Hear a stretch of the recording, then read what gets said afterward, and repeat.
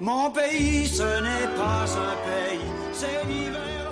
Mon jardin, Au Québec, les hivers sont souvent rigoureux. Disons que ça tient un gars en forme physique quand il a la corvée du déneigement parce que sa bonne femme lui rabâche tout le temps qu'elle ne peut pas déneiger parce que ça risque d'abîmer ses ongles.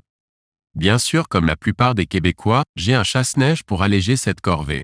Mais compte tenu la hausse exagérée et constante du carburant, je préfère autant que possible dépenser des calories que de l'essence. Ça a l'avantage de me faire prendre l'air et me faire bouger physiquement en utilisant ma pelle traîneau à neige, ce qui est plus rapide et efficace. Bien moins que mon chasse-neige, c'est évident. Mais de toute façon, un chasse-neige pour déneiger la toiture n'est d'aucune utilité. Avec une pelle traîneau à neige, c'est vite fait, surtout quand je mets à contribution la visite qui est venue pour souper. Les pelles traîneau à neige comme celle-ci ne sont pas chères, mais on en a pour notre argent.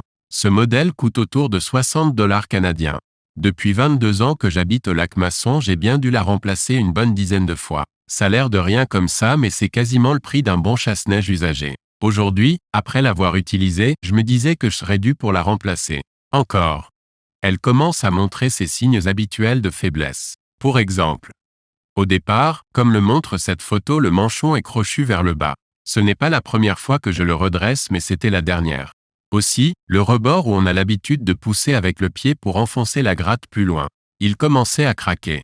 Sans parler des vis du bucket que j'étais en train de perdre. Ces vis servent à fixer le bucket au manchon. Et la fameuse lame de coupe en acier robuste toute gondolée qui fait que ça ne gratte plus égal. Arrondi vers le centre, ça laissait un demi-pouce de neige de chaque côté. Habituellement, rendu dans cet état, ça me dit qu'il est temps de la remplacer. Mais j'en ai assez de dépenser pour des articles jetables après usage. Je déteste le gaspillage. J'en ai assez de ces compagnies de merde qui ne pensent qu'à te faire consommer. Aussi, étant quelque peu débrouillard, genre bricoleur du dimanche comme on dit, je me suis mis à réfléchir pour trouver des moyens de la réparer. J'ai commencé par démonter le manche qui ne tenait plus que par 2 vis. Puis j'ai réussi à le redresser en le coinçant dans mon étau. Une fois redressé, j'ai commencé à la remonter en doublant les vis de chaque côté et en ajoutant une plaque de zinc récupérée d'une vieille tour d'ordinateur pour la partie haute du bucket.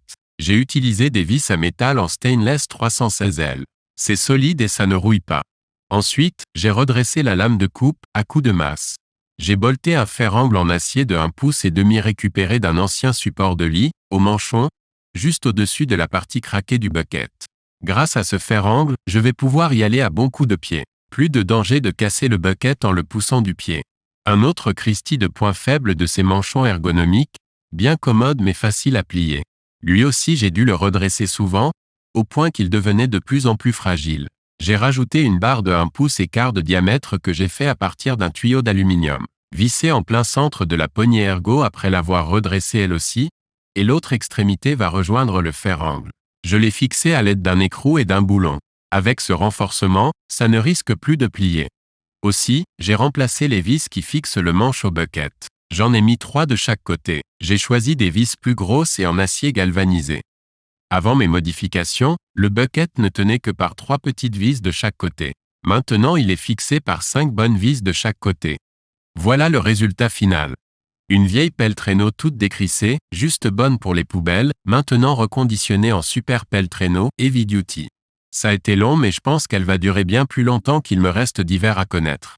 Ce qui a été le plus long, ça a été de choisir les bons matériaux dans ma récup et faire en sorte de n'avoir aucun achat à faire pour ce projet. Je vais l'essayer demain en allant déneiger mes toitures. Je l'aurais bien fait aujourd'hui mais il fait trop chaud pour ça. Ça fait drôle de dire ça pour un 21 janvier au Québec.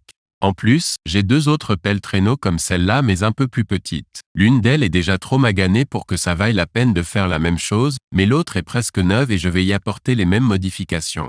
On sait jamais, peut-être que si je ronge les ongles de ma conjointe durant qu'elle dort cette nuit, elle n'aura plus de raison de ne pas venir m'aider à déneiger les toitures demain matin. Ouais, tu peux toujours rêver, si jamais tu me fais ça, moi je vais te ronger d'autres choses. Ben voyons donc, encore des promesses.